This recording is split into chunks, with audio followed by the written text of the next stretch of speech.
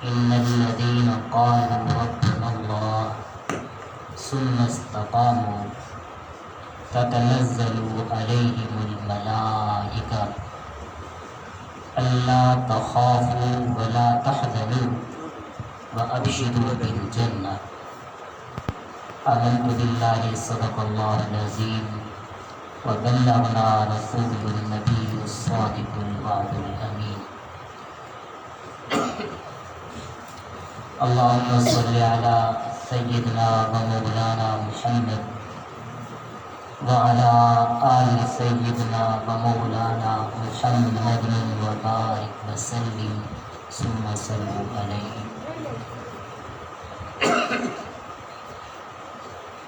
دوستو اور بزرگوں، اللہ رب العزت کی توفیق سے ایک بار پھر سلسلہ عالیہ نقشبندیہ یاسینیہ متعیہ کے زیر تمام ماہانہ اصلاحی محفل ذکر میں شرکت کی توفیق نصیب ہو رہی ہے. اللہ تعالیٰ حاضرین کی حاضری کو قبول اور مقبول فرما لیں.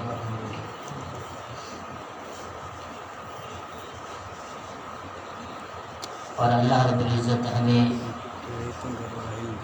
اس طرح کی حاضریوں پہ استقامت نصیب فرما دیں.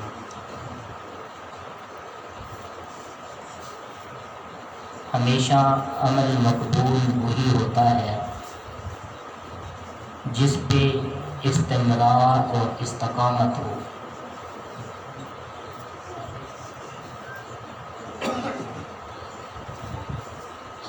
ایک عورت جناب رسول اللہ صلی اللہ علیہ وآلہ وسلم کے در اقدس پہ حاضر ہوئی.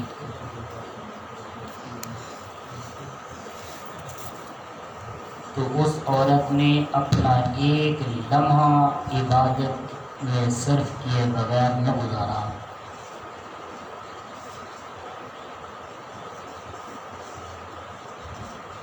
جب حضور صلی اللہ تعالیٰ علیہ وسلم تشریف فرما ہوئے تو عفیفہ کائنات ام المومنین اما عائشہ صدیقہ رضی اللہ تعالیٰ عنہا نے حضور کو اس عورت کی آمد کی اطلاع دی اور کارگزاری بھی سنائی کہ وہ عورت کبھی استغفار کر رہی ہے، کبھی درود مقدس پڑھ رہی ہے، کبھی قرآن مجید کی تلاوت کر رہی ہے. اس نے تو اپنا ایک لمحہ بھی ضائع نہیں کیا. مگر میرے محبوب نے ارشاد فرمایا، عائشہ اس عورت سے کہہ دو کہ اس کی نیکی قابل قبول نہیں ہے. اللہ کے حضور ہمیشہ نیکی وہی قابل قبول ہوتی ہے جو ہمیشہ کے لیے ہو، چاہے تھوڑی کیوں نہ ہو. اس لیے فقہا کرام نے فرمایا کہ ایک آدمی ساری رات عبادت میں گزار دے اور صبح تھک کر کچھ دیر لیٹے اور اس طرح کہ اس کی فجر کی نماز جاتی رہے، تو اس آدمی کا رات بھر جاگنا بھی ذرہ برابر نفع مند نہیں ہے. اگر کوئی آدمی عشاء کی نماز جماعت کے ساتھ پڑھ لے، پھر سنت کے مطابق وہ آرام سے سو جائے اور صبح اٹھ کر نماز فجر جماعت کے ساتھ ادا کر لے، تو گویا اس کو ساری رات عبادت کرنے کا ثواب حاصل ہے. لیکن شرط یہی ہے کہ اس کی یہ نیکی ہمیشہ قائم و دائم ہو. ہمارے ہاں ہوتا یہی ہے، ہم نیکی کو اللہ کی رضا کے لیے نہیں کرتے، ہم اپنی ضروریات زندگی کے لیے نیکی کرتے ہیں، اس لیے جب ہماری ضرورت ہوتی ہے نیکی کرتے ہیں، جب ضرورت پوری ہو جاتی ہے اس کو چھوڑ دیتے ہیں۔ اگر ہم نے اللہ رب العزت کی رضا کے لیے کی ہوتی نیکی تو پھر اس نیکی میں کبھی بھی کوتاہی نہ ہوتی، چاہے وہ موسم کی خرابی ہو، چاہے طبیعت کی خرابی ہو، چاہے حالات کی خرابی ہو۔ آپ نے سنا ہوگا اکابرین علماء کرام سے کہ ہمارے اکابرین ایسے بھی تھے اور اب بھی کئی حضرات موجود ہیں جو سنگ لاکھوں میں ہوتے ہیں مگر ان کی سنتیں قضا نہیں ہوتی۔ ہمارے حضرت سیدی غلام یاسین شاہ صاحب رحمۃ اللہ علیہ سے کسی نے ایک مرتبہ دریافت کیا تو انہوں نے خود فرمایا، جب میں 7 سال کا تھا اس وقت سے لے کر آخری عمر تک ایک فرض و سنت تو دور کی بات ہے مستحب بھی قضا نہیں ہوتا۔ میں نے حضرت ابوبکر صدیق رحمۃ اللہ علیہ سے پوچھا تھا، جس وقت حضرت کی عمر 76 سال تھی، آخری ایام تھے، آخری ملاقات تھی۔ اس ملاقات میں میں نے حضرت سے یہ عرض کیا تھا کہ حضور آپ اپنی عبادت کے متعلق مجھے کچھ بتائیں کہ کہاں تک استقامت ہے، کہاں تک کمزوری ہے۔ تو ارشاد فرمایا، جب سے میں نے ہوش سنبھالا ہے اس وقت سے لے کر آج تک میری عشاء کی سنتیں بھی قضا نہیں ہوئی، دنیا کی زندگی کا ایک مستحب بھی قضا نہیں ہوا، اور یہاں تک کہ میری کوئی نماز تکبیر اولیٰ سے بھی قضا نہیں ہوئی۔ اور ایک بزرگ تھے، کسی وجہ سے ان کو جیل میں جانا پڑا، 9.5 سال انڈیا کی جیل میں گزارا انہوں نے، مگر ایک دن بھی انہوں نے نماز جماعت سے قضا نہیں کی، حالانکہ ہاتھوں میں ہتھ کڑیاں بھی تھیں، پاؤں میں بیڑیاں بھی تھیں۔ یہ ہے الہیت، یہ ہے خدا کی رضا۔ اور ہمارے ہاں تو آسانی ہوتی ہے پھر بھی نمازیں جاتی ہیں، آسانی ہوتی ہے پھر بھی بڑے بڑے حقوق اور فرائض ضائع ہو جاتے ہیں۔ جن کے پاس الہیت ہوتی ہے ان کے پاس استقامت ہوتی ہے۔ اور ایک بات یہ ہے کہ اللہ رب العزت اپنے دروازے پہ آنے والوں کو کچھ جھنجھوڑتے ہیں، دیکھتے ہیں کہ میرا بندہ اپنے قول اور فعل میں کتنا ایک پکا ہے، اتنی آزماتے ہیں، اتنی جھنجھوڑتے ہیں، حتی یقول الرسول، یہاں تک کہ رسول اس وقت کے بھی بول پڑے، اور والذین معہ، اور جو ان کے ساتھ تھے وہ بھی بول پڑے کہ اللہ کی نصرت کب آئے گی۔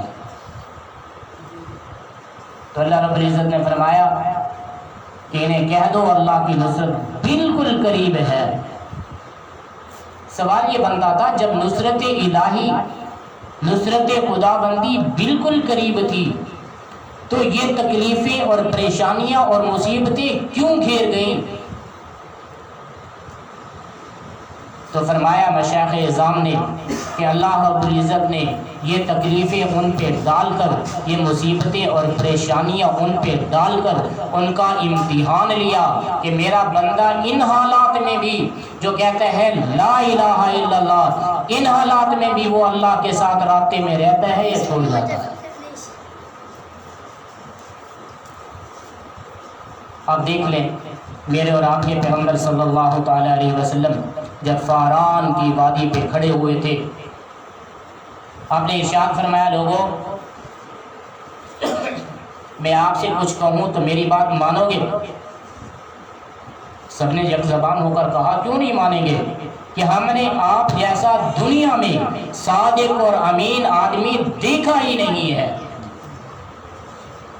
تو حضور نے ایک اشارہ فرمایا، مثال کے طور پر اگر میں کہوں کہ اس پہاڑ کے پیچھے دشمن بڑی فوج لے کر کھڑا ہے اور آپ پر حملہ آور ہونے والا ہے، مثال دی، فرمایا کہ یہ میری بات مانو گے؟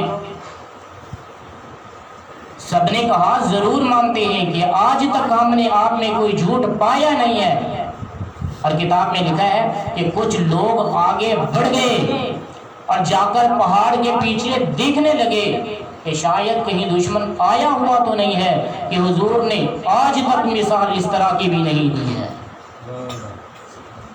پھر جب میرے اور آپ کے پیغمبر نے لا الہ الا اللہ پیش کیا تو پھر یہی وہ لوگ تھے جو اپنے تھے پرائے بن گئے، جو مہربان تھے دشمن بن گئے، جو دوست تھے منافق بن گئے۔ یہی وہ لوگ تھے جو ان سے پیار کرتے تھے، آج انہوں نے زمین سے پتھر اٹھائے اور میرے آقا صلی اللہ علیہ وسلم کی طرف مارنا شروع کر دیا، اور آگے اپنے الفاظات بکنے شروع کر دیے کہ پروردگار صورت اتار دی ان لوگوں کے خلاف میں جنہوں نے حضور پہ حضا سرائی کی، ان پہ جنہوں نے حضور پہ پتھراؤ کیا، ان پہ جنہوں نے حضور پہ گالیاں دی۔ اللہ رب العزت نے ان پہ سخت الفاظ میں شدید مذمت کے ساتھ وہ قرآنی آیات نازل کی جو اس وقت سے لے کر آج تک پڑھی جاتی ہیں اور قیامت کے دن تک پڑھی جائے گی، اور دشمنان رسول کو اسی طرح عذاب ہوتا رہے گا۔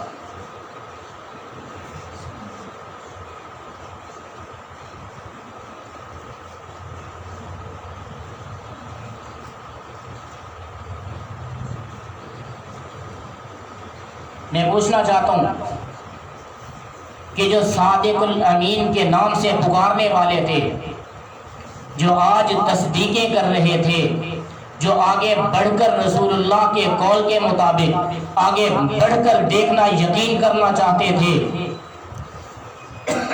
وہی لوگ ہوئے جو دشمن بن گئے۔ وجہ کیا تھی؟ وجہ لا الہ الا اللہ تھی۔ وجہ یہ تھی کہ حضور نے سب شرک و بدعت اور تمام تر برائیوں کا خاتمہ کر دیا، اور حضور نے توحید کا سبق دیا اور ارشاد فرما دیا کہ لوگوں ہر حال میں زندگی اللہ رب العزت کے امر کے مطابق گزارنی ہے۔ یہی پروردگار ہے جس نے تمہیں پیدا کیا ہے، یہی پروردگار ہے جس نے تمہیں سب کچھ عطا کیا ہے، یہی پروردگار ہے جس نے تمہاری بنیاد اس وجہ سے رکھی کہ تم سارے کے سارے میری بندگی کرنے والے ہو جاؤ۔ ہم نے لا الہ الا اللہ کو ہلکا لیا نا۔ اس دور کے لوگوں نے جنہوں نے لا الہ الا اللہ کو سمجھا، وہ لوگ مخالفت پہ اتر آئے کہ ہم اگر لا الہ الا اللہ پڑھ لیتے ہیں پھر آئندہ ہماری منمانی نہیں چلے گی، اللہ کی منمانی چلے گی، پھر آئندہ ہمارا قانون نہیں چلے گا، اللہ کا قانون چلے گا، پھر آئندہ ہماری حکمرانی نہیں چلے گی، محمد الرسول اللہ کی حکمرانی چلے گی، پھر آئندہ کوئی فیصلے میں ہمارا قول قرار نہیں ہوگا، رسول اللہ کی شریعت کا راج ہوگا۔ اس لیے ان لوگوں نے لا الہ الا اللہ کی حقیقت کو سمجھا، پھر اس کی مخالفت شروع کر دی۔ آج ہم ہیں لا الہ الا اللہ بھی پڑھتے ہیں، شرک بھی کرتے ہیں، لا الہ الا اللہ بھی پڑھتے ہیں، بدعات بھی کرتے ہیں، لا الہ الا اللہ بھی پڑھتے ہیں، پھر بھی غیر اللہ سے جا کر فریادیں مانگتے ہیں، غیر اللہ کے دروازوں پر جا کر التجائیں کرتے ہیں۔ ورنہ لا الہ الا اللہ کا معنی جو ہم نے سمجھا ہے، اگر یہی ابو لہب نے سمجھا ہوتا، یہی ابو جہل نے سمجھا ہوتا تو سب سے پہلے کلمہ پڑھنے والے وہی ہوتے۔ انہوں نے سمجھ لیا تھا کہ لا الہ الا اللہ کا معنی یہ نہیں ہے کہ اللہ کی توحید کا تذکرہ بھی ہوتا رہے پھر بھی غیر اللہ کے دروازے پر جاتے رہے۔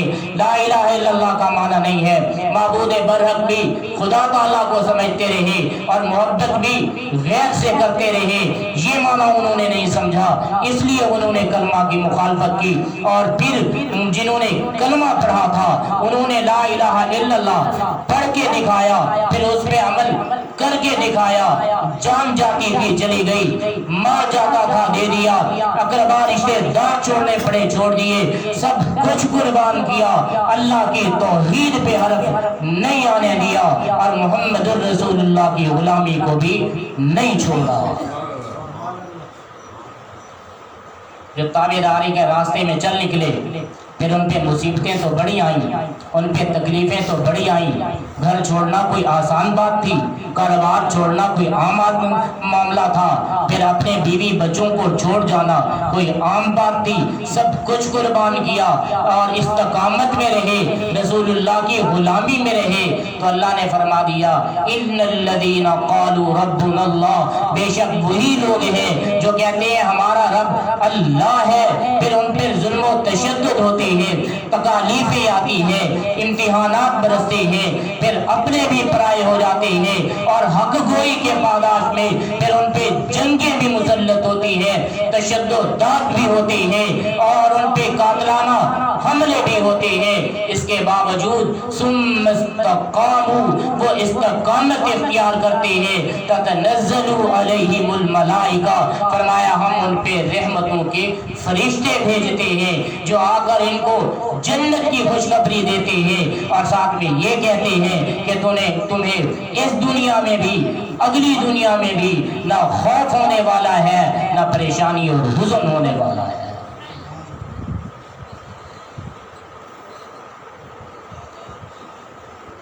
اور اللہ رب العزت نے دوسری آیات میں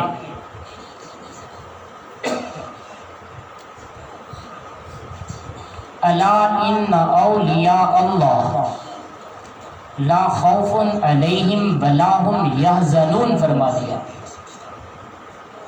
جس طرح ان کی مثال دی کہ یہ استقامت کرنے والے ہیں، اللہ ان پہ راضی ہے، رحمتوں کے فرشتے بھیجتا ہے، اللہ تخافوا ولا تحزنوا، تمہیں خوف بھی نہیں ہوگا اور غم بھی نہیں آئے گا۔ اور یہی بات اللہ نے اولیاء عظام کے متعلق بھی ارشاد فرما دی، فرمایا بے شک جو لوگ اللہ سے محبت کرتے ہیں، اللہ سے دوستی رکھتے ہیں، ان کا حال بھی یہی ہے کہ ان پہ بھی ہم نہ خوف نازل فرماتے ہیں نہ حزن نازل فرماتے ہیں۔ ولایت کا لفظی معنی ہے دوستی۔ عام طور پر دوست دو قسم کے ہوتے ہیں۔ ایک دوست وہ ہوتا ہے جو کبھی کبھار مل لیتا ہے، مسجد میں آ جاتا ہے، جمعہ کی نماز اکٹھے ہو جاتی ہے، بازار میں جاتے ہیں، سودا سلف لیتے ہوئے ملاقات ہو جاتی ہے، میں پوچھتا ہوں یہ کون ہے تو آپ کہہ دیتے ہیں یہ میرا دوست ہے۔ حالانکہ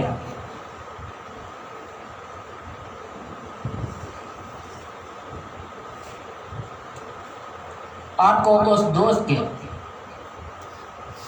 معاملات و مراسم کا پتہ بھی نہیں ہوتا، پھر بھی آپ کہہ دیتے ہیں ہمارا دوست ہے۔ ایک دوست وہ ہوتا ہے جو اپنی زندگی کا ایک ایک معاملہ آپ کے ساتھ شیئر کرتا ہے، ایک ایک مسئلہ آپ سے پوچھتا ہے، ایک ایک مشورہ آپ سے کرتا ہے، اور میں پوچھتا ہوں حضرت یہ کون ہے تو آپ فرماتے ہیں یہ میرا دوست ہے۔ ایک عام دوست ہوا اور ایک خاص دوست ہوا۔ ویسے بالعموم تے قرآن نے کہہ دیا اللہ ولی الذین آمنوا، جنہوں نے بھی لا الہ الا اللہ پڑھا ہے اللہ ان سب سے دوستی رکھتے ہیں، وہ سبھی ولی اللہ ہے۔ لیکن یہاں جو قابل تذکرہ ہے یہاں وہ ہے جو اپنے کاروبار میں، اپنے معاملات میں، اپنے شادی بارات میں، اپنے نکاح میں، اپنے بچوں کے ناموں پہ، اپنے بچوں کی تربیت پہ، اپنے گھر میں، اپنے سفر میں، اپنے حضر میں، اپنے معاملات میں، اپنے مسائل میں ایک ایک قدم پر بھی وہ یہ خیال کرتا ہے اس پہ میرا رب کیسے راضی ہوگا۔ یہ قابل بھروسہ ولایت ہے، اور اس ولایت کے لیے صرف اتنی کافی ہے کہ تعلق مع اللہ ہو، ہر معاملے میں للہیت حاصل ہو، یہ بندہ ولی اللہ ہے۔ اس کے لیے اللہ نے بشارت عطا فرما دی۔ اب یہ ضروری نہیں جو ولی اللہ ہو وہ تعویذ بھی لکھنے شروع کر دے، اولیاء اللہ کا کام نہیں ہے تعویذ لکھنا، اگرچہ وہ لکھتے بھی ہیں، لیکن یہ ضروری نہیں ہے۔ میں نے وہ اللہ والے بھی دیکھے ہیں جن کے تعویذات میں 1 منٹ کا بھی اثر نہیں ہوتا تھا، لیکن پایا کے بزرگ تھے کہ جنہیں ہر ہفتے 3 یا 4 مرتبہ رسول اللہ کی زیارت ہوا کرتی تھی۔ کسی معاملے میں ایک دوست کی خاطر میں بھی جاتا تھا ان سے، حضرت اس کا تعویذ لکھ دیں کہ شادی ہو جائے۔ میں نے 3 سال چکر لگائے، حضرت تعویذ دیتے رہے، لیکن شادی کا نام و نشان نہ ہوا۔ پھر ایک رات میں وہاں بیٹھ گیا، میں نے کہا حضرت میں آپ کی مسجد میں اعتکاف بیٹھتا ہوں، آپ میرے ساتھ بیٹھیں، آپ اللہ سے دعا کریں، اللہ تعالیٰ فضل فرما دے۔ تو حضرت نے 1 گھنٹے کا مراقبہ کیا اور پھر رو رو کر دعا مانگی۔ جب ہم ادھر آئے تو اس ساتھی کے سسرال تلاش کر رہے تھے۔ اللہ تعالیٰ کا معاملہ ولی اللہ سے قلبی معاملہ ہوتا ہے، ضروری نہیں ہے کہ اس کے تعویذ چلتے ہوں تو پیر آدمی ہے، بزرگ آدمی ہے۔ یہ ضروری نہیں ہے کہ آپ کے کیس میں وہ تعاون کرے اور آپ کیس جیت جائیں تو ولی اللہ ہے۔ یہ ضروری نہیں ہے کہ آپ بیمار ہیں اس کے دم درود سے آپ کو فائدہ ہو جائے۔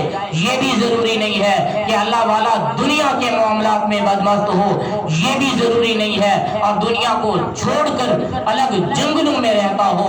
یہ بھی ضروری نہیں ہے، بلکہ جسے ہم سمجھتے ہیں یہ جناب درویش آدمی ہے، یہ بزرگ آدمی ہے، دنیا کا نہیں ہے، دنیا دار نہیں ہے، دنیا اس کے قریب نہیں گزرتی۔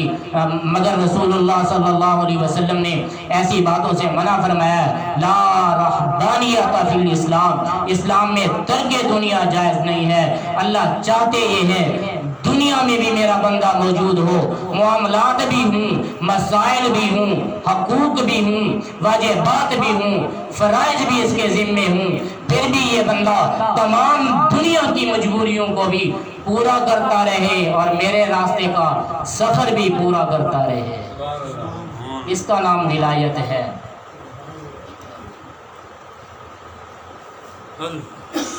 اور یہ ضروری بھی نہیں ہے کہ آپ جائیں اور محفل میں وہ آپ کے مسئلوں کو پہچان جائے اور آپ کے لیے آپ کا نام لے لے کر دعائیں کرتا رہے، میرے فلاں مرید کو فلاں پریشانی ہے، فلاں مرید کو فلاں پریشانی ہے۔ یہ بھی ضروری نہیں ہے۔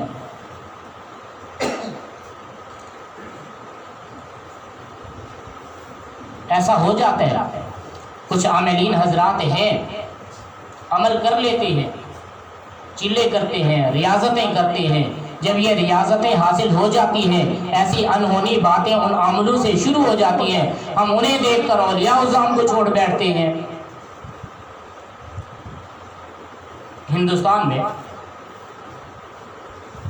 ایک بزرگ تھے، وہ اپنے خلیفہ مرید کے ساتھ سفر کر رہے تھے، تو مرید نے عجیب بات کی، انہوں نے کہا حضرت آپ نے تو آج تک ہمیں کوئی کرامت نہیں دکھائی، راہ چلتے ہوئے میں آپ کو ایک درویش دکھاؤں، یہاں سویا ہوا ہے، تھلا سا بنایا ہوا ہے، اونچی جگہ پر سوتا ہے اور کیکر کے ببول کے کانٹے اس نے بستر کے طور پر بچھائے ہوئے ہیں اور انہیں کانٹوں پہ وہ رات دن آرام کرتا ہے۔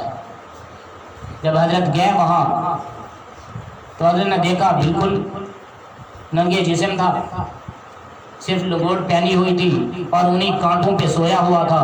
حضرت نے اس کا ہاتھ پکڑا اور انگلی کی یہ والی جگہ پکڑی اور اس کو دبائی اور موڑی تو آدمی چیختا ہوا نیچے جا گرا اور اس کو زخم آ گئے، خون بہنے لگ گیا۔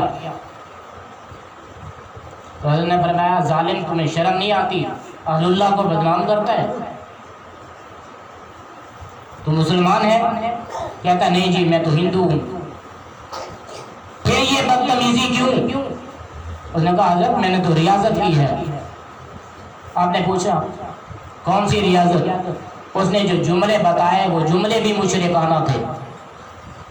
حضرت نے فرمایا ہاں سمجھ آ گئی ہے، جب آدمی قلب اور روح پر، سر پر، خفی پر، اخفا پر، جہر پر، سلطان الاسرار پر اور نفس پر جب ذکر کرتا ہے، چاہے کوئی بھی محنت کرے، جب اس میں محنت ہوتی ہے تو یہ لطائف کھل جاتے ہیں، پھر اس پہ اس کو جو لطف حاصل ہوتے ہیں، جو اس پہ اس کو انعامات حاصل ہوتے ہیں، ان میں ایک انعام یہ بھی ہوتا ہے کہ آدمی اپنے پورے جسم کی روح کو اکٹھا کر سکتا ہے، جس طرح کہ تو نے کیا ہے، پورے جسم کی روح کو اکٹھا کر کے بازو میں، بازو سے ہاتھ میں، ہاتھ سے پھر انگلی میں، انگلی کے پھر آخری پورے میں رکھا ہے، اور اس پہ ٹائم لگا رکھا ہے کہ فلاں ٹائم کو یہ روح کھلے اور پورے جسم میں پھیل جائے۔ اس نے کہا حضرت باقی یہی بات ہے، میں نے لطیفہ روح پہ محنت کی ہے اور آج اس انعام پر آیا ہوں کہ یہ مقام ملا ہے کہ میں اپنے روح کو سمیٹ کر ایک جگہ پہ رکھ سکتا ہوں اور اس پہ ٹائم بھی لگا سکتا ہوں۔ تو یہ ریاضتوں کی باتیں ہیں۔ ایسی ریاضت اگر ہندو کر لے تو ہندو کبھی ولی اللہ نہیں بن سکتا۔